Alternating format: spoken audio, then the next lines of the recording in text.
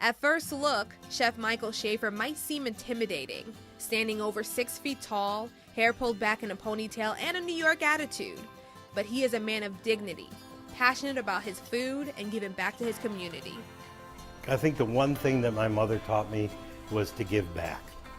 Even though we didn't have a lot, whenever she did, she always gave back, whether it was to a local organization or something.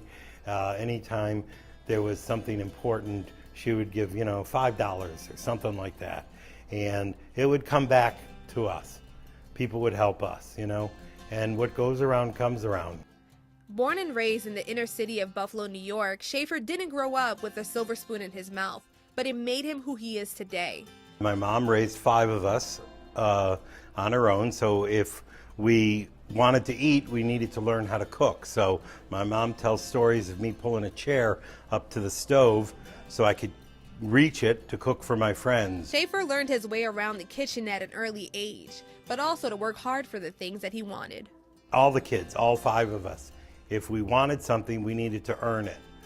And my mom put food on the table and my mom put clothes on our back. But if we wanted something else, you needed to get a job and figure out a way to earn it. From working as a dishwasher to a stock boy or delivering baked goods, Shafer worked them all. But staying on the straight and narrow path was tough for Shafer, who found himself hanging out with the wrong crowds. I had a teacher who sort of straightened me out and gave me a goal. I know it's hard to believe, but I was a bit of a juvenile delinquent when I was young. And he gave me a purpose. And he even got me a full ride to college, so I owe him a lot. I even looked him up about 10 years ago and found him and said thanks, because this is what I've become. And art education didn't keep his attention, and to make sure he stayed out of trouble, he decided it was time for a change. So at the age of 21, he left school for the hopes of something better. Packed up everything I owned, which was not too much, a couple boxes, and drove out here with a friend and started sleeping on someone's couch again until I got my own place. The Golden State was the perfect place to pursue his current passion in photojournalism. But with Hollywood not calling as fast as he thought, he picked up a job as a cook at the Century City Plaza Hotel, and the rest is history. I moved to California, where I met my mentor in the 70s, who told me that this was a profession to be a chef, not a job. And it could take me anywhere and provide me with everything that I ever wanted out of life. And he was right. I've worked in 5 countries and 30 different cities, and I got a job in the hotel, and he must have seen something in me, because for the first month he would take me into his office every night and yell at me and tell me I was a useless piece of something or other. And eventually, after about the first week or so, the New York came out in me, and I said, listen, you want to teach me? Fine. You want to just yell at me? Come on outside, we'll talk. And he goes, finally, you're going to say something. So he sat me down and we had a real good talk, and he goes, this is it. Pay attention, learn. Alongside Walter Roth, corporate chef of the West End Hotels, Shafer learned the ins and outs of fine cuisine. Before he passed away, 60 or 70 chefs from all over the country flew out here to California to have dinner with him and pay homage to him before he moved to Indiana to live with his daughter, and we knew that that was the end. And everybody had dinner at a Swiss restaurant, because he was Swiss-German, up in the valley. And we went around the room and everyone told a great story about him and bid him farewell, and that was it. But he affected so many chefs in the United States and in the world through his talent and his business sense. It was during his 3-year culinary apprentice he realized being a chef was his passion and the career he wanted to take to new heights. Once I saw the scope and the magnitude of hotels and doing a party for 3,000 people and the glamour of setting up these grand buffets and orchestrating a meal that was a theater presentation almost, not just, you know, here's your bowl of soup, because that's the kind of place I was working in New York, you know, coffee shops and stuff like that. Just some of the parties we did were just amazing. We cooked, I was able to cook for 3 different presidents. Ronald Reagan called the Century Plaza his Western White House. We cooked for Ronnie all the time. I used to have to make raspberry jello in Waterford crystal glasses with blueberries floating in it, because that's what he liked. After I was finished with my apprenticeship, I had some friends in the industry, and I said I'd like to go to Europe and find me a job in Europe. And they did. They found me a job in Vienna, Austria. I was what's called chef de partie saucier for the opera season at the Hotel Bristol. I didn't speak any German. I moved there, I was 25, I think, 24, 25. I moved to Europe all by myself, didn't speak the language, and all of a sudden was in a kitchen where I was in charge of the sauce station and had to learn German real fast and also prove myself, because here's an American in an Austrian kitchen, and if you're tested, okay, and it's a very locker room mentality, and if you don't pass the test, you will be pushed by the wayside, and I would have been out of there in a week. I would have been out of there in less than a week if I didn't prove myself. And just like his mentor said, this career could take him anywhere he wanted in the world, and Shafer was ready for the ride. I ran the station for the whole opera season, and then when the season was over, the director of that hotel got me a job working in the Austrian Alps at a winter resort called the Kaiserhof Hotel. So I worked the winter season there, and by then my German was good enough where I could apply for jobs. So I applied for a job back in Vienna for the grand ball season at a 50-room palace where they had all the grand balls in their huge ballrooms. And I worked there for the grand ballroom season, then met some friends, and ended up opening a Caribbean bar with them called Bunu Nunus. And we had tropical drinks, and it was fun because I could use my art talent because I designed a new menu. And this is an art in itself. So, because when you put a plate down, people eat with their eyes first. Then they eat with their nose, then they finally taste it. So, you have to be the presentation. So I'm still using my art. Plus I designed the restaurant and everything like that. So I'm constantly using my art it's just a different form. At age 26, Shafer's career took off, and he began getting a real taste of what being a chef was truly about. And through his various employments, his palate grew, and so did his book of recipes. I called another friend, and he got me a job up in Norway working for Scandinavian Airlines, where they wanted me to internationalize their kitchen. I was 25, 26, and I was doing California cuisine out there.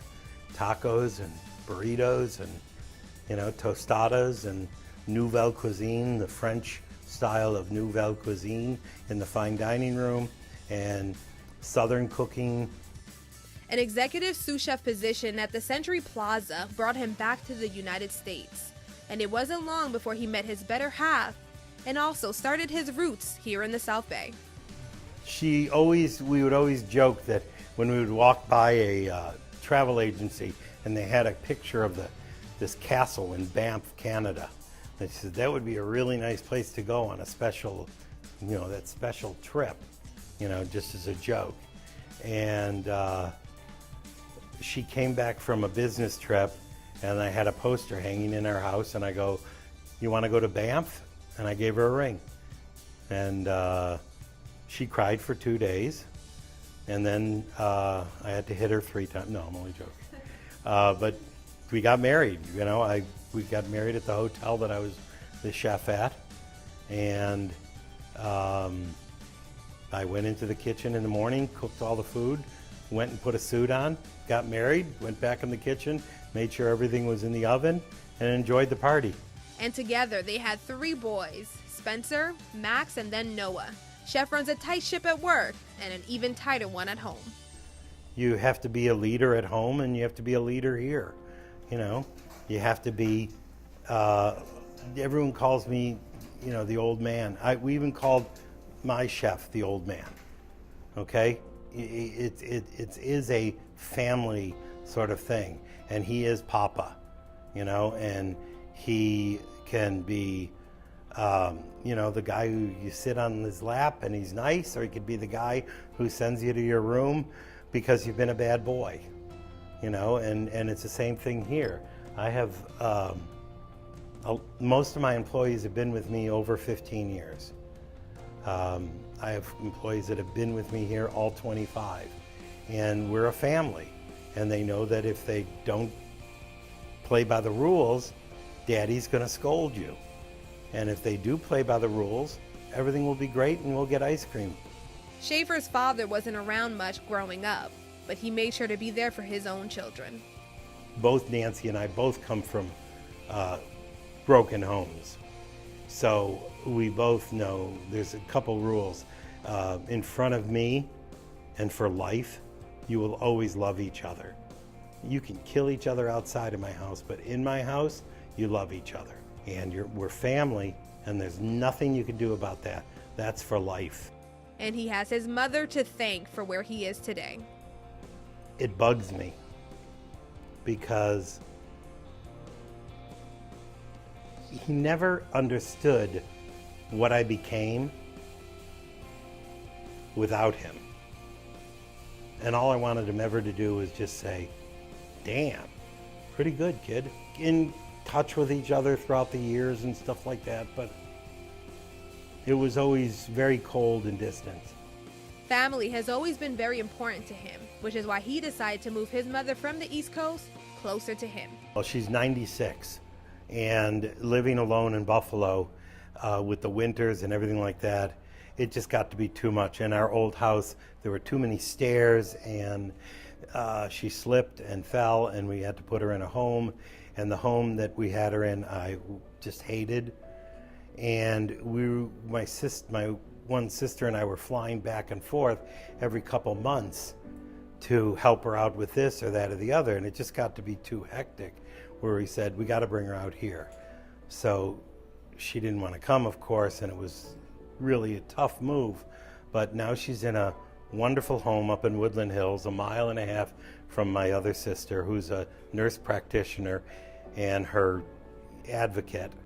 And being his own boss was another top priority. Chef worked in all of these restaurants and hotels, and it was time for him to run his own show under his own roof. When I met my ex-partners, they already had 3 restaurants, and they were developing this restaurant already.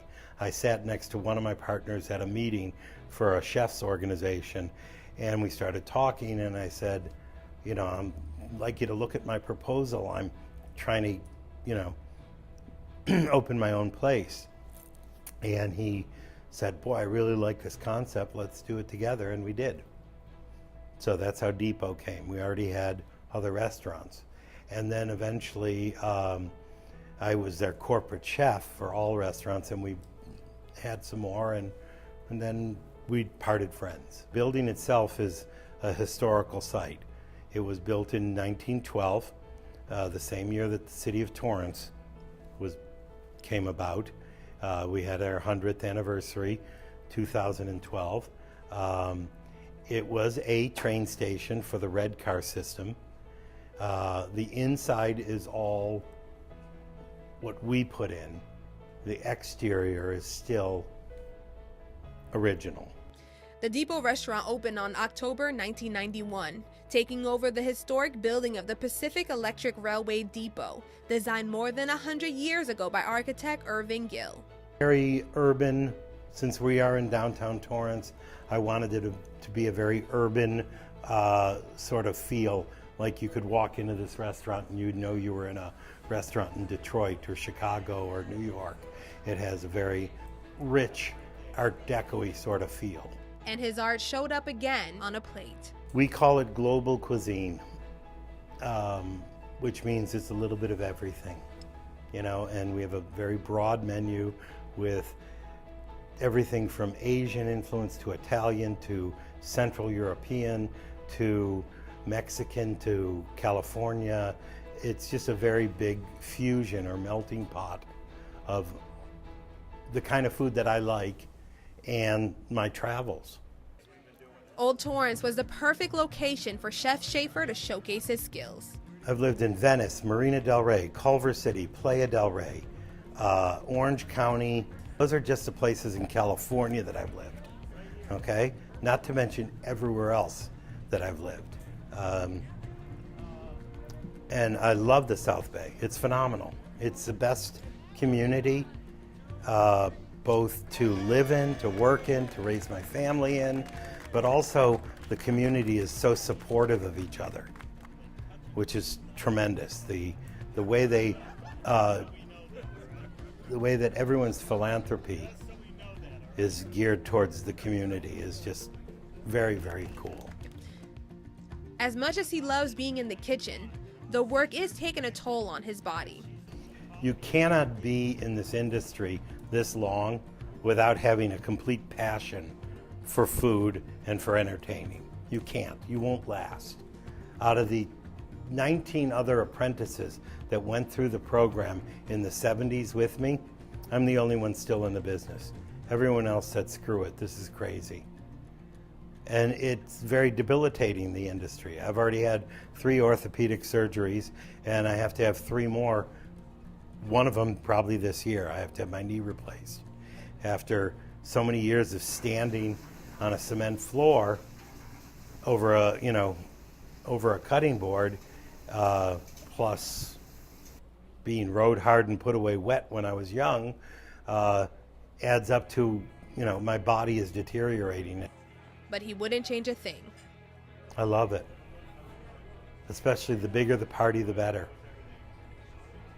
Every year I do this huge event for the Pediatric Therapy Network, 800 people. The city lets me close down the whole street, and in one day I build a city. I put a tent up, we set all the tables, we have a band, we have auctions, we have past hors d'oeuvres, martinis, drinks, all of this stuff plus a full dinner, and and the flow of it is just so much fun. The whole idea of timing and the pressure that goes into it and the success, or then I even get up and I sing with the band. Okay, so it's just so much fun. And last year we raised $300,000, and it took me over the $3 million mark that I've raised for them. And I'm extremely proud that, again, this juvenile delinquent from Buffalo, New York, has been able to accomplish something like this and give back to the community and help these kids. At the end of it all, Shafer wants to use his success to help those in need. And they even helped one of my own kids. My youngest was speech delayed when he was young, and the medical profession was going to run batteries and batteries of tests, and I'd already done the event for them 4 or 5 years, and I said, please take a look at my kid. Oh, they would love to, because they want to give back to me. In 2 months, they had him talking. He's now a student at Peninsula High School, and he's in the drama club. The Pediatric Therapy Network was founded in 1996 by a group of therapists, parents, and volunteers to provide the community with high-quality therapy, research, and education for children in need. An organization who Shafer says does amazing work. I think that if I didn't support the community that I live in, they wouldn't support me. So the depot raises roughly $700,000 a year for all the charities, things that I do here in the South Bay. Supporting the children is dear to his heart, and Shafer says they are the ones who need it the most, which is why the Pediatric Therapy Network is one of his top charities. I know The $300,000 that I raised for the Pediatric Therapy Network is going to them because it's right across the street here. And I can go in there every day and no one's driving a brand new Mercedes. And they're barely, they need more money because grants have fallen apart. And I know the money is going to be used properly. Same thing with the education foundations, both of them, especially when it comes to the arts. Not everyone can be a doctor. Not everyone can be a lawyer. Some people think with the other side of their brain, like me, and I was an art student. I was never good at those other subjects, but I always passed everything because I had art to fall back on, And you need to be supportive of those sort of things. And passing this message down to his children, just like his mother instilled in him, is a must. They all know two things. One thing is they cannot go anywhere in the South Bay without someone knowing me. So if they're playing games or doing something wrong, I'll find out about it, without a doubt. And secondly, give back to the community. They've all volunteered for stuff. They are continually volunteering for things. The glass is always half full with me, okay? It's a much healthier way of thinking.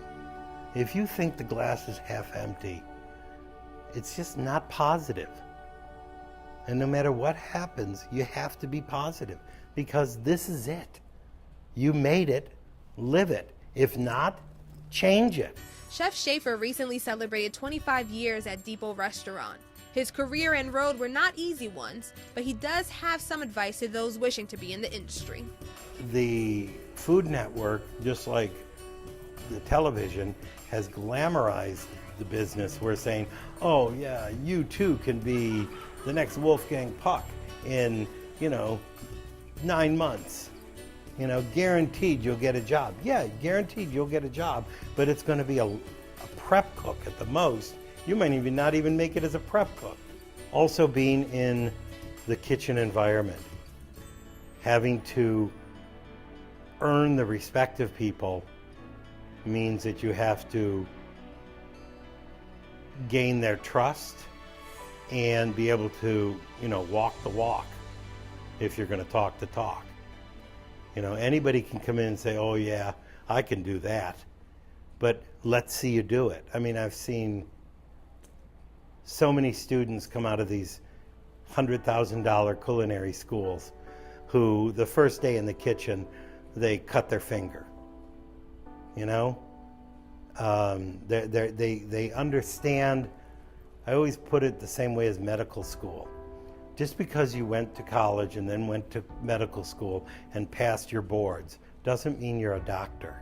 It takes years to be able to really work in this profession, to be able to, walk the walk.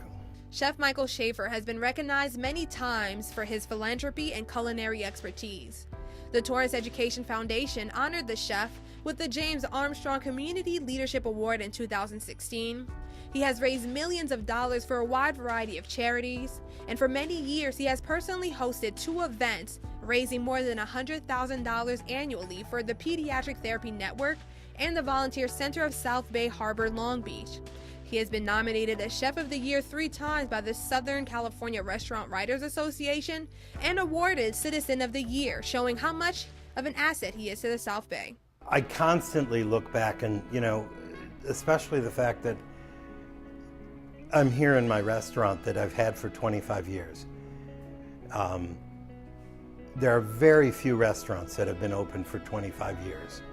I mean, I can name 5 probably, especially when it comes to a fine dining room with the same chef and the same owner for all those years. And we're still rated in the top 50 in Los Angeles, according to Zagat. In fact, this year we moved from number 47 to number 44. So we moved up 3 spots, which is, amazing for the longevity. So I'm constantly looking back, being 61 years old now, looking back on my life and saying, this is pretty cool, especially coming from, I'm not saying we were poor, but coming from a family that was, lower middle class. And to be able to accomplish what I have done, I'm pretty proud of it. Shafer says he cannot tell the future, but will continue to support the community who shows him so much love. He will never stop raising money for the charities he is passionate about and looks forward to another 25 years at the Depot restaurant. When asked what he wants people to remember about him, he says that he was a good guy, he had good food, and led a good life. For Faces of Torrance, I'm your host, Jesse Pierre, speaking to ordinary people doing extraordinary things.